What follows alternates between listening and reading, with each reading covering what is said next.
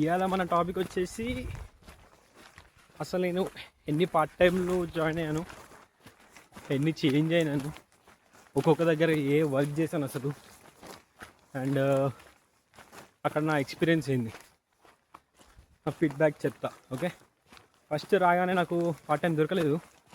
Almost 2 months part time దొరకలేదు. 2 months తర్వాత నాకు బర్గర్ మీ అని చెప్పేసి ఒక కిచెన్లో దొరికింది. ఆ కిచెన్లో నేను ఆల్మోస్ట్ 4 months చేసా. వాడు నాకు స్టార్టింగ్లో హవర్స్ ఇవ్వకపోతుండే, ఓన్లీ మంత్ మొత్తానికి కలిపి 60 లేదా మంత్ మొత్తం కలిపి 50, సమ్ టైమ్స్ హైయెస్ట్ ఇచ్చింది వాడు 70. సో ఇక నాకు అవి నా ఎక్స్పెన్సెస్ సరిపోతుండే. That's the reason part time అది వదిలేసి ఎట్ ద సేమ్ టైం నాకు సెమిస్టర్ బ్రేక్ వచ్చింది. సో సెమిస్టర్ బ్రేక్లో ఫుల్ టైం చేసుకోవచ్చానంటే సో అది మానేసి నేను డిహెచ్ఎల్ ఫుల్ టైం చేశాను. డిహెచ్ఎల్లో ఇట్స్ వేరోజ్ వర్క్. వేరోజ్లో ఇక అదంతా కంటైనర్ దింపడం సంథింగ్ లైక్ లేబర్ వర్క్ అనుకో. ఇక బిల్స్ పే చేయాలంటే ఎవరికైనా చేసుకోవాలి, తప్పదు. సో అది చేశాను. అదొక 4 months 5 months ఆల్మోస్ట్ 6 months చేసా. 6 months చేసిన తర్వాత నాకు ఇన్ ద ఎండ్ నాకు ఈ స్టూడెంట్ కాబట్టి 140 days అనే రిస్ట్రిక్షన్ ఉంటుంది. ఆ రిస్ట్రిక్షన్ వల్ల అది మానేసి నేను లిఫరాండో జాయిన్ అయ్యా. Lieferando is like cycle delivery. So peak వింటర్లో అక్టోబర్, నవంబర్, డిసెంబర్, జాన్ ఈ టైంలో నేను సైకిల్ డెలివరీ చేసిన. There was a day I was worked in -10 also. -10లో నేను వింటర్ షూస్ వేసుకొని, డబల్ సాక్స్ వేసుకొని, డబల్ గ్లౌజులు వేసుకొని, అండ్ -20 వరకు ఆపే jacket. Everything was really hard. అది యాక్చువల్ అదేమైందంటే కాలేజ్ ఎన్రోల్మెంట్ అయిపోయిందని చెప్పేసి వాళ్ళు నన్ను జాబ్లోంచి తీసేశారు. రిజైన్ చేయమన్నారు. సో మళ్ళీ కొత్త కాలేజ్ ఎన్రోల్మెంట్ అప్లై చేసిన కూడా అప్పటికి వాళ్ళు ఏమన్నారు, వేకెన్సీ లేవు నా కాడ, వేకెన్సీస్ అయిపోయినాయి అన్నారు. సరే అని చెప్పేసి ఇక ఆల్మోస్ట్ జాన్ స్టార్టింగ్లో అది జాబ్ పోతే ఫెబ్, మార్చ్ ఆల్మోస్ట్ 3 months నేను ఖాళీగా ఉన్నా. దెన్ ఏప్రిల్ స్టార్టింగ్లో నాకు బర్గర్ మాస్టర్ అని చెప్పేసి ఇంకో కిచెన్, అది బర్గర్స్ మేకింగ్, దాంట్లో వచ్చింది. అది దెన్ అది ఇప్పుడు నేను రైట్ నౌ చేసేది అదే. సో నాకు ఈ కిచెన్ వర్క్ అలవాటు కాబట్టి నాకు ఇదేమంత పెద్ద స్ట్రెస్ అనిపించదు. బట్ ఎవరైతే కొత్తగా వస్తున్నారు అండ్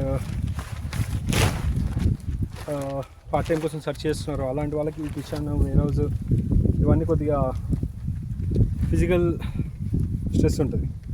కొద్దిగా కాదు, చాలా ఫిజికల్ స్ట్రెస్ ఉంటుంది. నేను చేసేది కిచెన్లోనే, బట్ నైట్ అంతా క్లోజింగ్ ఉంటుంది. సో ఆ క్లోజింగ్ చేయాలంటే నాకు క్లీనింగ్ ఉంటుంది. ఆ క్లీనింగ్ చేసేసరికి నాకు సరదా తీరిపోతుంది. వన్స్ అది అయిపోయింది అనుకున్న టైంకి నేను ఇక అక్కడ నుంచి వెళ్దామని అనుకున్నాను.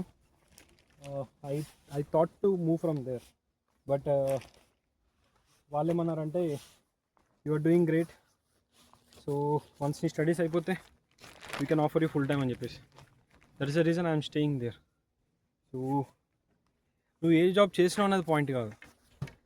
పాయింట్ ఈజ్ దట్ ఆ జాబ్లో నువ్వు నీ స్కిల్ అక్కడ వర్క్ అవుతుందా లేదా, నీ ఫీల్డ్కి అది యూస్ఫుల్లా లేదా, దట్స్ ద థింగ్.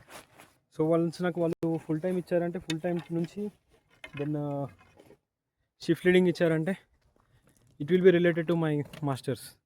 ఏదైతే మాస్టర్స్ ఇన్ బిజినెస్ మేనేజ్మెంట్ నేను చేశానో దానికి రిలేటెడ్ అవుతుంది. That's the reason I'm still అక్కడ ఉంటున్నాను నేను. And it's been more than 5 months. ఇంకొక 1 month అయితే హైక్ అవుతుంది. ఎవ్రీ 6 monthsకి పే చేంజ్ అవుతుంది. సో ఇంకో 1 month కోసం 1 month ఒక సర్వైవ్ అయితే పే చేంజ్ అవుతుంది. దెన్ దాని తర్వాత ఇంకొక 1 year సర్వైవ్ అయితే ఫుల్ టైం వస్తుంది. ఇట్స్ నథింగ్ లైక్ నేను దాంట్లో కంటిన్యూ అయిపోతాను కాదు, బట్ నాకున్న సిచ్యువేషన్స్కి, నాకున్న వర్క్ నాకున్న ఎక్స్‌పెన్సెస్‌కి, నాకున్న ఖర్చులకి somehow I need to do that. And it's not like నాకు నచ్చలేదని కాదు. I loved it. ఎవలైతే దాంట్లో మేనేజర్ ఉంటాడో, ఎవరైతే షిఫ్ట్ లీడ్ ఉంటాడో ఇప్పుడు రైట్ నౌ వీళ్ళంతా they are like close people. Brother లాగా అయిపోయారు. That's how I change 1, 2, 3 and this is the fourth one. Yeah! I'm sorry. Different తర్వాత ఈ మధ్యలో ఒక ఇండియన్ స్టోర్‌లో కూడా ఇండియన్ రెస్టారెంట్‌లో జాబ్ చేశాను. వాడు పే చాలా తక్కువ ఇస్తుండే. That's the reason I left from there. ఇక్కడ ఏంటంటే నువ్వు ఎక్కడైనా జాబ్ జాయిన్ అవ్వు. ఎక్కడైనా పార్ట్ టైమ్ చెయ్యి.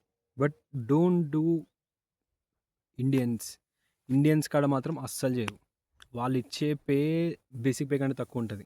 అండ్ వాళ్ళు చేపించుకునే పని ఇట్స్ టూ హార్డ్. ఆ పనికి మనం ఆ వర్క్‌కి మనం బయట చేస్తే మనకొచ్చే pay very good.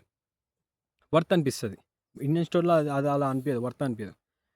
Even there was a situation complete trains అన్నీ ఆఫ్ అయినప్పుడు వాని రెస్టారెంట్ నడిపియనీకే వాడు నన్ను సైకిల్ ఏసుకొని రమ్మన్నాడు. And I went also. 11 kilometres నేను సైకిల్ ఏసుకొని ఎళ్ళి అక్కడ వర్క్ చేసి 6 అవర్స్, 7 అవర్స్ వర్క్ చేసి దెన్ మళ్ళీ 11 కిలోమీటర్స్ ఇంటికి హోమ్ సైకిల్ రైడ్ చేసుకుంటూ వచ్చా. Of course it's electric cycle. But still it's like more than half an hour 11 కిలోమీటర్స్‌కి. I went there. That to peak వింటర్‌లో again. So that's the reason I will suggest don't do with Indians అస్సలు.